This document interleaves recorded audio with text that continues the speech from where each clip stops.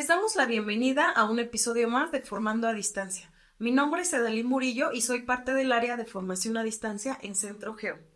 El día de hoy hablaremos sobre un interesante tema, los territorios funcionales. Y para ello tenemos como invitado especial al maestro Carlos Ansaldo Gómez. Bienvenido, maestro Carlos. Gracias, Edalín. El maestro Carlos Ansaldo es diseñador de asentamientos humanos por la Universidad Autónoma Metropolitana, egresado de la maestría en Desarrollo Urbano del Colegio de México y de las especialidades en Estadística Aplicada de la UNAM y en Geomática del Centro Geo. Su principal actividad se ha centrado en la elaboración de estudios e instrumentos para la planeación del desarrollo con enfoque territorial. Se ha desempeñado como jefe de Departamento de Migración Interna del Instituto Nacional de Estadística y Geografía, investigador del Programa de Estudios Metropolitanos de la Universidad Autónoma Metropolitana, líder coordinador de proyecto en el Fideicomiso de Estudios Estratégicos sobre la Ciudad de México, director del Área de Poblamiento y Desarrollo Regional Sustentable del Consejo Nacional de Población y director de área en el Instituto Nacional para la Evaluación de la Educación. Actualmente es investigador asociado en Centro Geo en temas de población y desarrollo, sustentabilidad y planeación territorial, donde ha colaborado en los proyectos Inteligencia Tecnológica Competitiva y Territorial y sus plataformas tecnológicas, en el marco del FORDECID para el desarrollo de la región Pacífico Sur, y Dinámica Espaciotemporal de la Malnutrición desde la perspectiva del sistema agroalimentario, en el marco del PRONACE, Ciencia de Datos y Salud, así como en proyectos de vinculación con el Consejo Económico, Social y Ambiental de la Ciudad de México, el Instituto Interamericano de Cooperación para la Agricultura, el Instituto Nacional de Ecología y Cambio Climático y la Oficina en Perú del Fondo de Población de las Naciones Unidas. Carlos, muchas gracias por aceptar esta invitación. Para comenzar a hablar sobre los territorios funcionales, nos gustaría que nos platicaras un poco qué características los definen, qué características definen a un territorio funcional y cómo es que este enfoque contribuye a comprender las interacciones económicas, sociales, culturales y ambientales que los articulan y los cohesionan. Gracias por la invitación nuevamente, David. Podemos definir a un territorio funcional como, en términos ya muy concretos, como un conjunto de municipios donde la población reside, trabaja y accede a una serie de servicios y productos que son esenciales para su desarrollo, como educación, salud, gobierno, recreación, cultura, etc. Y en donde esos servicios y esos productos, digamos, generan un conjunto de actividades de diferente naturaleza, actividades económicas, sociales, culturales y ambientales, que justamente, digamos, permiten identificar a estos conjuntos de municipios como territorios funcionales con una identidad propia y donde hay un sentido de pertenencia colectivo, digamos, de las comunidades que ahí se inscriben. Muy interesante. Y en este sentido, ¿podrías explicarnos cómo es que se integran y delimitan estos territorios y qué aspectos se consideran para estimar la intensidad de estas relaciones funcionales entre unidades espaciales? ¿Cómo es que estos se expresan en medidas? La propuesta para la delimitación de territorios funcionales que desarrolla, digamos, se basa, tiene un antecedente en los trabajos del Centro Latinoamericano para el Desarrollo Rural, mejor conocido como CREMIS, y es una, digamos, adaptación y extensión de esta metodología. Si pensamos en los territorios funcionales como conjuntos de municipios altamente integrados, el primer elemento que consideramos para identificar esa integración entre municipios de una región tiene que ver con los patrones de poblamiento, digamos, que existen, tanto de áreas urbanas y rurales y de cómo están, digamos, constituidas en términos de una contigüidad territorial. Entonces, el primer elemento, digamos, la primera agrupación se lleva a cabo a través de identificar situaciones de conurbación entre asentamientos humanos de diferentes municipios. Y eso, digamos, ya no vamos a hablar ahí, digamos, como solo de municipios, sino de conurbaciones, donde estas conurbaciones, digamos,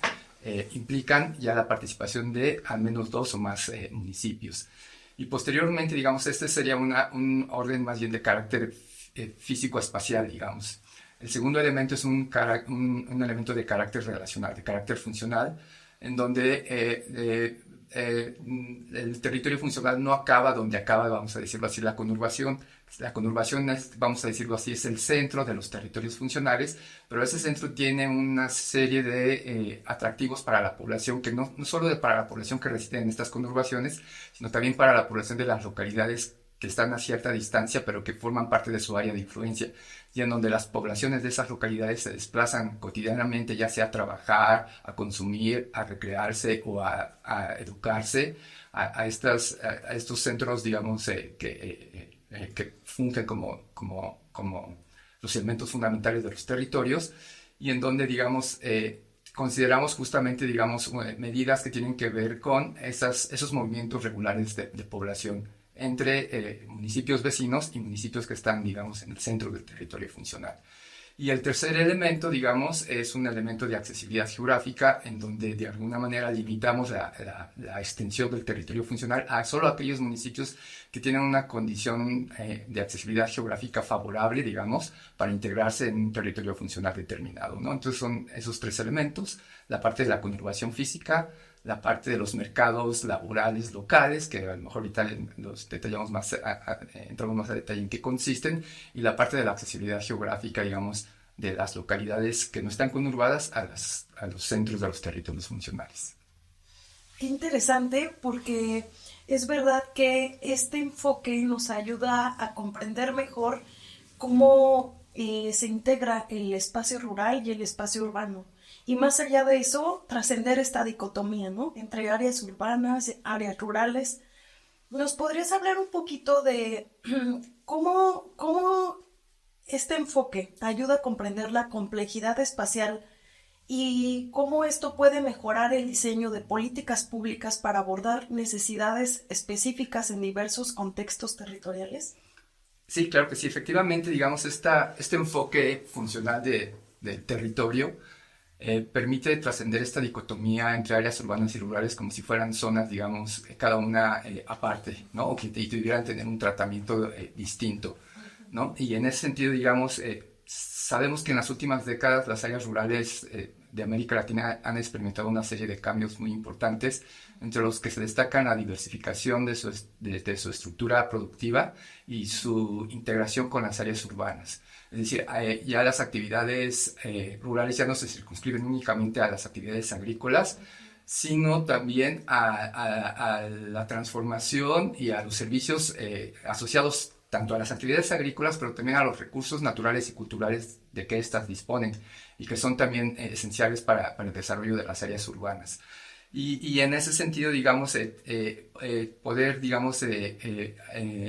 integrar en un territorio funcional tanto áreas urbanas como áreas rurales es fundamental, porque en función, digamos, de esa configuración, pues los territorios pueden presentar diferentes características, y en ese sentido, digamos, contribuir el enfoque de territorios funcionales puede contribuir a un mejor diseño de políticas públicas en términos de una mejor planeación espacial de las inversiones en el territorio, en términos de una mejor focalización y priorización de los territorios más rezagados, y también, digamos, favorecer lo que es la participación de los diferentes sectores de la administración pública y de los diferentes órdenes de gobierno que coexisten en un mismo territorio, así como el asociacionismo, digamos, de las comunidades en proyectos productivos y sociales de mayor impacto. Claro. Carlos, ¿y cómo es que se relacionan estas diferencias en el grado de urbanización y accesibilidad con, por ejemplo, algunos indicadores que reflejan la dinámica demográfica, como el desarrollo social de los territorios funcionales, el mercado laboral? ¿Y qué implicaciones tiene esta disparidad para las políticas de desarrollo y equidad regional? Sí, digamos, el primer paso consiste, digamos, identificar los territorios funcionales como conjuntos de municipios altamente integrados en términos de sus actividades socioeconómicas. Pero ya una vez, digamos, que los tenemos definidos o delimitados, pues son sumamente heterogéneos en su composición, ¿no? En su configuración espacial y territorial. Y en ese sentido, digamos, no solo es no es necesario, pero no suficiente solo definirlos y delimitarlos, sino también tipificarlos. Y en ese sentido, digamos, hemos desarrollado una tipología que combina dos elementos fundamentales para la definición de los diferentes tipos de territorios funcionales, que combina dos elementos. Uno, que sería, digamos, el grado de urbanización y ruralidad de los municipios que lo conforman, y el grado de accesibilidad a centros urbanos de las localidades que coexisten en estos territorios. Y en el caso del grado de urbanización, estamos trabajando con una metodología, digamos, sustentada en una revisión reciente que hicieron un conjunto de organismos internacionales para proponer delimitaciones y definiciones de áreas urbanas y rurales que puedan ser estandarizadas y que puedan ser, digamos, compartidas por diferentes países, y que básicamente lo que hace es, digamos, trascender la dicotomía urbano-rural, o sea, no solo definir áreas urbanas y rurales, sino también definir áreas intermedias entre estos dos extremos, a partir básicamente de analizar los patrones de poblamiento espacial, ¿no? En términos de definición de umbrales de tamaño, densidad y contiguidad territorial de las unidades, digamos, menores, en que podemos subdividir el territorio de un municipio, y en ver, digamos, cómo están configuradas, cómo se configuran, digamos, los conglomerados de zonas con determinado tamaño y con determinada densidad de población, para definir, digamos, en un primer nivel el grado de urbanización de las áreas más pequeñas, que después se trasladan a las localidades y a los municipios, y en donde los municipios pueden definirse como predominantemente urbanos, intermedios y predominantemente rurales. Y entonces, en un primer nivel, digamos, esa es una primera categoría de los territorios funcionales. Vamos a tener territorios funcionales predominantemente urbanos, intermedios y predominantemente rurales. Pero en el caso de estos últimos, de los territorios predominantemente rurales, se incorpora un elemento adicional, que es el grado de accesibilidad de las localidades a centros urbanos. Entonces, en ese sentido, usamos un análisis geoespacial de la accesibilidad que se desarrolló por parte de CentroGeo, el Instituto Mexicano de Transporte y el Consejo Nacional de Población, conocido como grado de accesibilidad de las localidades a centros urbanos. Y con base en esa base de datos geoespacial, que nos permite calcular los tiempos de traslado entre localidades y centros urbanos de diferente tamaño, poder definir, digamos, municipios también cercanos a centros urbanos y remotos, y en ese sentido poder establecer una diferencia importante entre los rurales, que están cercanos a centros urbanos, y los remotos o aislados, que están mucho más alejados, ¿no? Y entonces, cuando nosotros, digamos, vemos cómo esa tipología, ¿no? O ese gradiente, digamos, de los territorios funcionales que recuperan esta cuestión del grado de urbanización y del grado de accesibilidad a centros urbanos, se relaciona de manera significativa con un conjunto de indicadores que dan cuenta de las diferencias en sus niveles de desarrollo humano, social y en su mercado laboral. Pues, por ejemplo, en el caso de la región Pacífico Sur, que es donde hemos estado trabajando en los últimos años, pues podemos observar, digamos, cómo, por ejemplo, en el caso, por ejemplo, de la demografía, en el caso de los niveles de fecundidad, las mujeres, digamos, de territorios rurales remotos, comparado con las mujeres de los territorios predominantemente urbanos, tienen niveles de fecundidad significativamente más altos que los segundos, ¿no? Hay una diferencia, digamos, en promedio, digamos, en los territorios predominantemente urbanos, el promedio de hijos por mujer está del orden de poco más de 2 hijos por mujer, mientras que en los territorios predominantemente rurales, sobre todo en los remotos, supera los 3 hijos por mujer, ¿no? Es casi la diferencia de un hijo entre ambos casos. Y esa diferencia en los mayores niveles de fecundidad se conjuga con las diferencias también en los patrones de migración de los territorios, ¿no? Evidentemente, los territorios predominantemente urbanos ganan población por efecto de la migración interna, y los territorios predominantemente rurales remotos tienden a expulsar más población de la que reciben, ¿no? Y eso, digamos, reconfigura la composición por edades de la población, porque la población que migra fundamentalmente es población en edades activas, y entonces la población en edades activas que ganan los territorios predominantemente urbanos es en muchos sentidos la que pierden los remotos, y eso también tiene implicaciones en términos de la carga demográfica, en términos del cuidado, por ejemplo, de niños y adultos mayores, ¿no? En demografía hay un indicador que se llama la razón de dependencia demográfica, y que es un cociente simple entre la población que está en edades dependientes de 0 a 14 años y de mayores de 65 años, entre la población que está en edades activas de 15 a 64 años. La diferencia, digamos, en estas razones de dependencia entre los tipos de territorios predominantemente urbanos y rurales remotos es significativa en términos de que los segundos se enfrentan a una carga demográfica significativamente mayor. Y así, digamos, podríamos hablar de un sinnúmero de indicadores, digamos, que dan cuenta de estas diferencias. Tal vez me gustaría mencionar, por ejemplo, también la parte de la diferencia en la participación económica de hombres y mujeres, ¿no? Sistemáticamente la participación en el mercado laboral de los hombres es significativamente mayor que la de las mujeres. Sin embargo, cuando lo vemos entre los tipos de territorios, esta brecha que existe entre participación femenina y masculina en el mercado laboral tiende a ser menor en los territorios predominantemente urbanos e intermedios y mayor en los rurales y mucho mayor en los rurales remotos, ¿no? Y si buscáramos indicadores síntesis, digamos, de ingreso y de carencia social, como es la medición multidimensional de la pobreza, pues también observamos, digamos, que en la propia región Pacífico Sur, a pesar de definida esta por los estados de Chiapas, Guerrero y Oaxaca, y que pensamos que todo el sur, Pacífico Sur es lo mismo, pues encontramos importantes diferencias, digamos, a nivel estatal y al interior de los estados entre sus diferentes territorios funcionales, ¿no?